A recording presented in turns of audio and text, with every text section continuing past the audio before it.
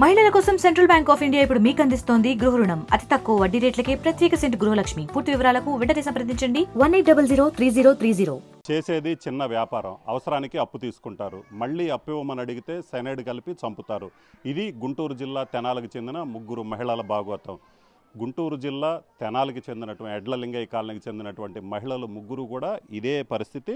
So ప్రస్తుతం మనం విజువల్స్లో చూడొచ్చు. మనం ఇప్పుడు ఎడ్లలింగయ్య కాలనీలో ఉన్నాం. ఏదైతే ఈ షాప్ ఉందో, సో ఈ షాపే నిందితులకు సంబంధించినటువంటి షాపు. ఈ ఎడ్లలింగయ్య కాలనీలో ఈ షాపు వీళ్ళు నిర్వహిస్తూ ఇక్కడ ఉన్నటువంటి స్థానికులతో పరిచయాలు పెంచుకున్నారు. అలాగనే వీళ్ళందరికీ సంబంధించి చూసుకున్నట్లయితే సో ఇక్కడ చిల్లర వ్యాపారం, అలాగనే దీంతోపాటు వాళ్ళు చీటీ వ్యాపారం, ఏదైతే చీటీ వ్యాపారం కూడా నిర్వహిస్తున్నారు. సో చీటీ వ్యాపారం నిర్వహిస్తూ వాళ్ళు అందరి వద్ద అప్పులు తీసుకుంటారు. సో అప్పులు తీసుకున్న తర్వాత ఆ అప్పులు తిరిగి చెల్లించమని అడిగితే తిరిగి చెల్లించకుండా వాళ్ళని హత్య చేయటం అనేది వీళ్ళకి వెన్నతో పెట్టిన విద్య. సో ఇలాగా మొత్తం నలుగురిని హత్య చేశారు. సో వీళ్ళందరూ కూడా నలుగురిని హత్య చేసినటువంటి పరిస్థితి ఎడ్లలింగయ్య కాలనీలోనే వీళ్ళకి సంబంధించి చూసుకున్నట్లయితే ఎడ్లలింగయ్య కాలనీలో కూడా వీళ్ళు ముగ్గురిని హత్య చేశారు.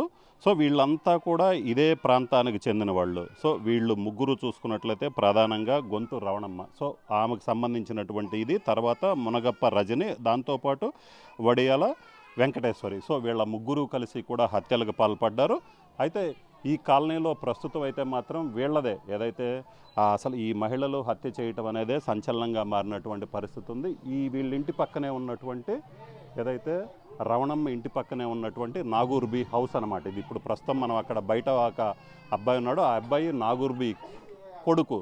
సో ఈమె కూడా రమణమ్మకి అప్పుగా డబ్బులు ఇచ్చింది. ఆ డబ్బులు అడిగిన సమయంలోనే ఆమెను తీసుకెళ్ళి సైనైడ్ ఏదైతే మద్యం ఏదైతే ఈ బ్రీజర్ తాగాలని ఆమెను పిలిచి బ్రీజర్లో సైనైడ్ కలిపి ఇచ్చి చంపినటువంటి పరిస్థితి ఉంది. అసలు ఎందుకు ఇంత దారుణమైన పరిస్థితి వచ్చిందనేది తెలుసుకునేందుకు ప్రయత్నిద్దాం. చెప్పండి, అసలు మీ మదర్ నాగూర్ బీకి ఈమెకి వీళ్ళకు ఉన్నటువంటి ఆ గొడవ ఏంటి? గొడవ అయితే ఏం లేదు సార్. ఆమె బుజ్జి అనే ఆమె మెయిన్ నిందితురాలంటండి. వాళ్ళ అమ్మ ఏమో బొంతు రమణమ్మ గారు అండి.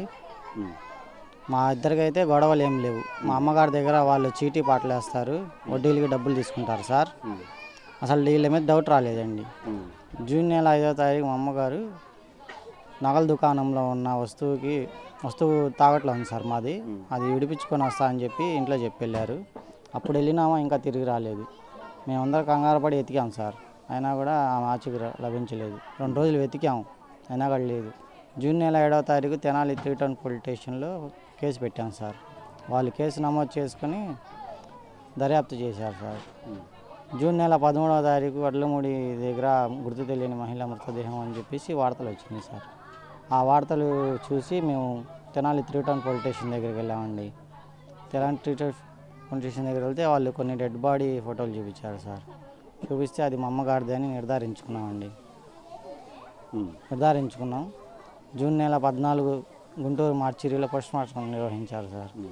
అది ఆ డెడ్ బాడీ వడ్లమూడి గ్రామంలో దొరికింది కాబట్టి అది మా అమ్మగారిది డెడ్ బాడీ వడ్లమూడి గ్రామంలో దొరికింది కాబట్టి చేబ్రోలు పోలీసు వాళ్ళు కేసు నమోదు చేశారు సార్. జూన్ నెల 14వ తారీఖు. అప్పటి నుంచి ఇప్పుడు దాకా చనిపోయి 3 నెలలు అవుతుంది సార్. ఈ పోలీసు వాళ్ళు కొంచెం లేట్ పట్టింది సార్ కేసు దర్యాప్తు చేయటం. మేమేమో కొంచెం పోలీసు వాళ్ళ మీద అనుమానం వ్యక్తం చేశాం సార్, సరిగా పట్టించుకోవట్లేదేమో అని. మంత్రి నాదెండ్ల మనోహర్ గారి దగ్గరికి వెళ్ళాం సార్. మేము ఆ కేసు పెట్టాం సార్, కేసు పట్టించుకోవట్లేదని. మంత్రి సో చెప్పండి, అంటే ఇప్పుడు మీరు ఎవరైతే ఉన్నారో ఈ రవణమ్మ, సో ఆమె ఇలాగ హత్య చేసింది అనే విషయం తెలిసిన తర్వాత మీరు ఏమనుకున్నారు? అంటే మీ పక్కనే ఉంటున్నారు, మీ ఇంటి పక్కనే ఉంటున్నారు. రాలేదండి అసలు రాలే. రజని ఫోన్ నెంబర్ని దాని ద్వారా కేసు పెట్టి కడితే వాళ్ళ ద్వారా అన్నీ బయటకు వచ్చినాయి. ఇలా చేస్తారని మేము అనుకోవాలి. వాళ్ళని ఉరేయాలి, అసలు ఉంచకూడదు. వాళ్ళని జైల్లో ఉరేస్తాం బెటర్, లేకపోతే జీవితాంతం ఉంటాం. ఏదో చేయాలి, న్యాయం చేయాలి. మాకు మాత్రం న్యాయం జరగాలి. ఎందుకంటే 4 చిన్నపిల్లలు ఉన్నారు. ఏంది చంపేసింది. మరి నమ్మకం తీసుకెళ్ళి రజని అనే నమ్మకంగా తీసుకెళ్ళింది. ఆమెను కూడా ఉరేయాలి. రజనిని రంగనమ్మని వెంకటేశ్వరమ్మని ముగ్గురిని ఊరేయాలి, లేకపోతే జీవితాంతం వేయాలి. అంటే నమ్మకంగా తీసుకెళ్ళింది రజని కూడా. సో ఇది పరిస్థితి. నమ్మకంగా తీసుకెళ్ళి తన భార్యని అత్యంత దారుణంగా చంపారు. సో వాళ్ళకి ఉరిశిక్ష విధించాలని కూడా చెప్పడం జరుగుతుంది. అలాగనే ఇదే కాలనీకి సంబంధించినటువంటి మరొక వ్యక్తిని కూడా, ఎందుకంటే వాళ్ళు సెనైడ్ ఏదైతే సెనైడ్ తినే ఆహారంలో కావచ్చు, అలాగనే తాగే కూల్ డ్రింక్లో ఏదైనా కావచ్చు, సెనైడ్ కలిపేసేసి సో హత్య చేయటం అనేది వాళ్ళకి అలవాటుగా మారినటువంటి పరిస్థితి ఉంది. అయితే అక్కడే ఇంకొక ఇదే కాలనీకి సంబంధించి చూసుకున్నట్లయితే మరొక ఇద్దరిని కూడా హత్య చేసినటువంటి పరిస్థితి ఉంది. దీంతో ఏదైతే వీళ్ళు ఇలాగ సైనైడ్ కలిపి హత్య చేస్తారు అన్న విషయం తెలిసిన వెంటనే సో ఏదైతే గ్రామంలో ఉన్న వాళ్ళందరూ కూడా పూర్తిగా ఆందోళనకి గురైనటువంటి పరిస్థితి అయితే మనకు కనిపిస్తుంది. ఇక్కడ మహిళలు చూడొచ్చు. సో మహిళలు కూడా ఏదైతే మహిళలు కూడా పూర్తిగా కాలనీలో ఉన్న వాళ్ళందరూ కూడా పూర్తిగా ఆందోళన వ్యక్తం చేస్తున్నటువంటి పరిస్థితి ఉంది. ఏంది ఇంత దారుణమైనటువంటి పరిస్థితి తమకి ఉందే అనే విషయం అయితే మాత్రం వాళ్ళకు కూడా అసలు ఈ విషయం తెలుసుకున్న వెంటనే వాళ్ళు కూడా పూర్తిగా ఆందోళనకు గురవుతున్నారు. ఏదైతే ఇలాంటి వాళ్ళని కఠినంగా శిక్షించాలని కూడా వాళ్ళు డిమాండ్ చేస్తున్నటువంటి పరిస్థితి ఉంది. అలాగే ఇంకొంతమంది మహిళలు ఏదైతే ఇక్కడ స్థానికంగా ఉన్నటువంటి మహిళలు కొంతమంది మీద కూడా ఇలాంటి హత్య ప్రయత్నాలే జరిగాయని చెప్తున్నారు. చెప్పమ్మా, అసలు మీ కాలనీలో ఇలాంటి వాళ్ళు ఉన్నారంటే మీకేమనిపిస్తుంది? మాకేమనిపిస్తుందండి, భయపడి చేస్తుంటే మేము భయపడి అసలు ఇల్లే ఉండకూడదు అనుకుంటున్నాం మేము. 40 సంవత్సరాలండి మా కాళ్ళకు సమాసం. మేము కట్ట మీద కూడా మేము 40 సంవత్సరాల నుంచి ఉన్నాం. మేము ఇట్ట చేశారంటే మేమే నమ్మలేకపోతున్నాం. అసలు ఇట్టాటి ముండలు ఉండారంటే దేశం మీద అసలు వద్దు, శిక్ష బాగా వేయాలి వాళ్ళకైతే, శిక్ష బాగా వేయాలి. సో మహిళలు ఉన్నారు, వాళ్ళు కూడా, ఎందుకంటే ఇక్కడ వాళ్ళతో ఎప్పటి నుంచో పరిచయం ఉన్నటువంటి మహిళలు ఉన్నారో వాళ్ళు కూడా ఇలాంటి వాళ్ళు మా మధ్య ఉండటానికి వీల్లేదని చెప్తున్నారు. చెప్పండి అమ్మా, వీళ్ళు ముగ్గురు కలిసి మీ కాలనీకి సంబంధించిన వాళ్ళని ఏదైతే నాగూరు బేవ్ కావచ్చు ఇంకా చాలా మందిని కూడా హత్య చేశారు. మీ వదిన, సో మీ వదిన ఈ విధంగా చేసింది, ఇలాగ చాలా మందిని హత్య చేసింది, సెనైడ్ ఇచ్చి ఏదైతే తాగే ఆహారం. సో చచ్చిపోయినాము మీ వదిన. సో అంటే వీళ్ళు మీకు తెలుసా ఈ రమణమ్మ? చిన్నప్పటి నుంచి తెలుసు, మా ఇంటి పక్కనే. మేము ఇట్లాంటి వాళ్ళు అనుకోలేదు. నన్ను కూడా నేను డబ్బులు ఇవ్వాలైతే నాకు డబ్బులు ఇవ్వాలైతే నన్ను కూడా రమ్మన్నారు. వెళ్ళాను, టీ ఇచ్చారు, తాగాను, సైకిల్ వేసుకొని వచ్చాను, కాసేపు ఆడుకున్నాను. నా జోబులో 15,000 ఏమని నాకు తెలియదు. అంటే మీరు కూడా వాళ్ళకి అప్పిచ్చారా? నేను నాకు డబ్బులు ఇవ్వాలి, ఒక 50,000. అందుకని రమ్మన్నారు, ఇంట్రెస్ట్ ఇస్తాం రమ్మంటే వెళ్ళాను. వెళ్తే డబ్బులు ఇవ్వలేదు, సమాధానం చెప్పి టీ ఇచ్చారు, తాగేసి వచ్చేసాను. తర్వాత నా జోబులో డబ్బులు. అంటే మిమ్మల్ని పిలిచి మీ దగ్గర డబ్బులు కొట్టేశారనుకోవచ్చు. కొట్టేశారేమో తెలియదు, నాకు డబ్బులు పోయిన విషయం తెలీదు. టీ మటుకి తాగి వచ్చేసాను. అంటే మీకు టీ ఇచ్చినప్పుడు మీకు ఏమన్నా అనిపించిందా? కొంచెం అట్టా ఉంది, ఏందమ్మా ఈ టీ ఇట్టు ఉంది ఏంటంటే ఆకేసి కాసుకుంటాం మేము అంది. సరేలే, మన మనుషులు తెలిసిన మనుషులు తాగేసి వచ్చేసాను. డబ్బులు పోయిన విషయం నాకు తెలియదు, ఏడపోయిందో నాకు మటుకు తెలియదు. వాళ్ళ మీద నేను ఎట్లా చెప్పానంటే నాకు తెలియదు కదా అది. సో ఇది పరిస్థితి. ఈ మహిళ కూడా డబ్బులు ఇచ్చింది. సో ఆ మహిళకు కూడా డబ్బులు ఇచ్చారు. అయితే వాళ్ళ దగ్గరికి పోయి టీ ఇచ్చిన తర్వాత తన దగ్గర ఉన్నటువంటి డబ్బులు కూడా కనిపించలేదని చెప్తున్నారు. అలాగనే కొంతమంది మహిళలు. చెప్పమ్మా, అంటే మీ కాలనీకి సంబంధించిన వాళ్ళు, మీ మధ్య ఎప్పటి నుంచో ఉంటున్న వాళ్ళు ఇలాగ అత్యంత దారుణంగా మీ కాలనీకి సంబంధించిన వాళ్ళు కావచ్చు, బయట వ్యక్తులు కానీ చంపుతున్నటువంటి పరిస్థితి ఉన్నారండి. ఇంత 3-4 చంపారు. వాళ్ళు మటుకు ఇక్కడ ఉండటానికి లేదు. అది అట్లా చేస్తున్నారు. వాళ్ళు ముగ్గురు ఉండకూడదండి అసలు, లేకపోయినా వాళ్ళ కఠిన ఆమె. అది సో ఇది చెప్పమ్మా అమ్మా. ఆ కొట్లో మందు అమ్ముతారు, గ్లాసులు అమ్ముతారు, మంచినీళ్ళు బాటిల్ అమ్ముతారు, వేరే మగవాళ్ళకి అవసరమైన వస్తువులు కూడా ఆయన తెలియకుండా అమ్ముతున్నాడు. రాత్రి 11ంటికి 10ంటికి వచ్చి తీసుకెళ్తారు.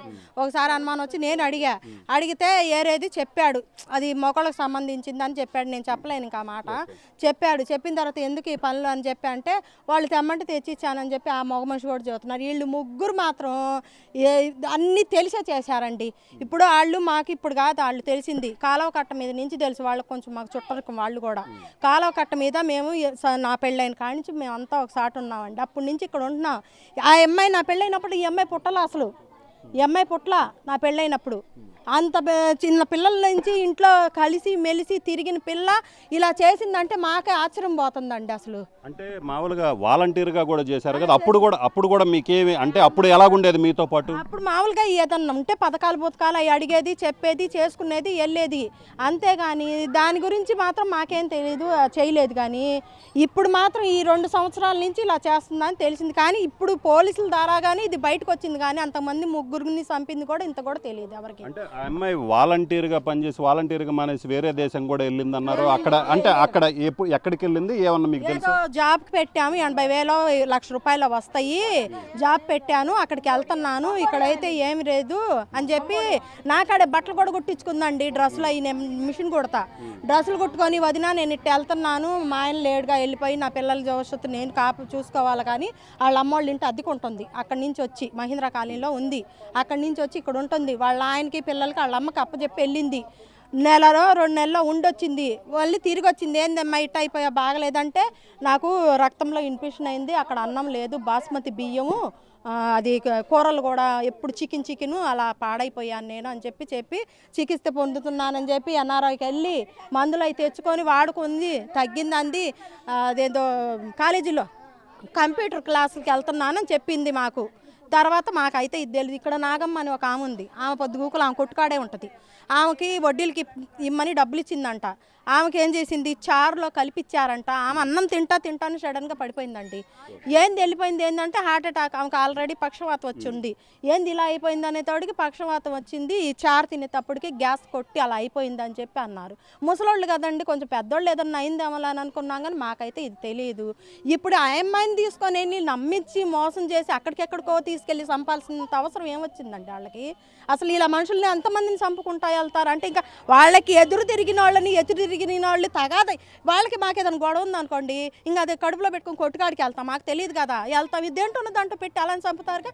అలాంటప్పుడు అసలు ఆ కొట్టు ఉండకూడదు, ఇళ్ళు ఉండకూడదు, అసలు ఎవరు ఇక్కడ ఇళ్ళు ఫ్యామిలీలే ఉండకూడదండి. మాకు ప్రాణ భయం. మా చిన్న పిల్లలు అదిగో వీళ్ళ మనవడు వెళ్తే ఏందో అబ్బాయికి బాగలేదని మన వెళ్ళారు, 1 నెల అయింది, ఇన్ఫెక్షన్ అయిందని చెప్పి రక్తంలో అంటే షుగర్ బిళ్ళలు ఎవరన్నా వాడతారమ్మా అని అడిగారంట మనోడిని. షుగర్ బిళ్ళలు అంటే ఆమె వాడిద్ది, వాళ్ళ కొట్టుకాడికి పొద్దాకలు ఈ పిల్లోడు అలవాటు వెళ్తాడు. షుగర్ బిళ్ళలు వీళ్ళింటే ఎవరు వాడరు. మరి చిన్న పిల్లల మీద కూడా కనికరం లేకోకుండా అలా షుగర్ బిళ్ళలు మరి చాక్లెట్లో ఇచ్చిందో దేంట్లో ఇచ్చిందో మనకైతే తెలియదు. వీళ్ళింటూ షుగర్ బిళ్ళలు లేనప్పుడు వాళ్ళ ఇంట్లోకి వెళ్ళి ఆడేటప్పుడు ఆ పిల్లోడు ఎట్ట తింటాడండి? డాక్టర్లే అడిగారంట. అలా చేస్తుంది. పసిపిల్లలు అని కూడా లేదు, వాళ్ళ కొట్టు పెట్టారండి ఇక్కడ. వీళ్ళ కొట్టు పెట్టిన కాంచి మేమందరం ఎవరు వాళ్ళ కొట్టుకి వెళ్ళట్లేదు. ఇది ఇంకా కడుపులో పెట్టుకొని వాళ్ళకి మీదకి ఎవరికి సరిగా మనం పలకట్లా రావట్లేదు అన్న వాళ్ళందరి మీదకి టార్గెట్ పెట్టేసేస్తున్నారు. ఇలా జరుగుతుంది కాబట్టి వాళ్ళు మాత్రం ఇక్కడ కాపురం చేయటం కానీ ఈ కాలనీలో ఉండటానికి ఎవరు మేము ఒప్పుకోం. కాలనీలో వాళ్ళు పోలీసు వారికి మాత్రం ఎన్నో ఇచ్చుకోతా ముగ్గురే వాళ్ళు. కానీ వీళ్ళు హత్యా ప్రయత్నం చేసిన వాళ్ళు వీళ్ళ వరకు ఎవరు మన కాలనీలో ఉండటానికి లేదండి. మాకు ప్రాణ భయం. ఆ కొట్టు కూడా అసలు తెరవటానికి లేదు. అది మాకు కావాల్సిందే. సో ఇది పరిస్థితి. మొత్తం మీద అయితే మాత్రం కాలనీలో అయితే 3 మహిళల మీద అయితే తీవ్ర వ్యతిరేకత వ్యక్తమవుతుంది. ఎందుకంటే వాళ్ళు కేవలం చిన్న కారణాలు, ఏదైతే అప్పులు తీసుకోవటం, అప్పు తిరిగి ఇవ్వమని అడిగితే ఇలాగ హత్య చేయటం, సైనైడ్ కలిపి, ఏదైతే ఆహారంలో సైనైడ్ కలిపి హత్య చేయటం అనేది అత్యంత దారుణమైన విషయం. అలాగనే వాళ్ళు చాలామందిని కూడా ఇక్కడ ఇలాగనే హత్య ప్రయత్నం కూడా చేశారు. వాళ్ళు మంచి వ్యక్తులు కాదు. వాళ్ళు ఇక్కడ కేవలం కిరాణా షాప్ పెట్టుకొని ఈ విధంగా దందాలకు పాల్పడుతున్నారు. వాళ్ళ కుటుంబం అనేది అసలు ఈ కాలనీలో ఎడ్డలింగా ఈ కాలనీలో ఉండటానికి అయితే మాత్రం తాము ఒప్పుకోము. ఎందుకంటే వాళ్ళు ఇక్కడ ఉన్నట్లయితే తమకు ఎప్పుడు హాని జరుగుతుందోనన్న భయం అయితే మాత్రం తమలో ఉంది. ఖచ్చితంగా పోలీసులు కఠిన చర్యలు తీసుకోవాలి. ఏదైతే 4గురిని హత్య చేసినటువంటి ఆ 3 మహిళల్ని ఉరి తీయాలి. అలాగనే వాళ్ళ కుటుంబాన్ని ఇక్కడి నుంచి పంపించినట్లయితేనే తాము ప్రశాంతంగా ఉంటామని చెప్తున్నారు. మరిన్ని వీడియోస్ కోసం ఛానల్ ని సబ్స్క్రైబ్ చేయండి. లేటెస్ట్ అప్డేట్స్ కోసం వాట్సాప్ ఛానల్ ని ఫాలో చేయండి. అండ్ లింక్ డిస్క్రిప్షన్ లో ఉంది.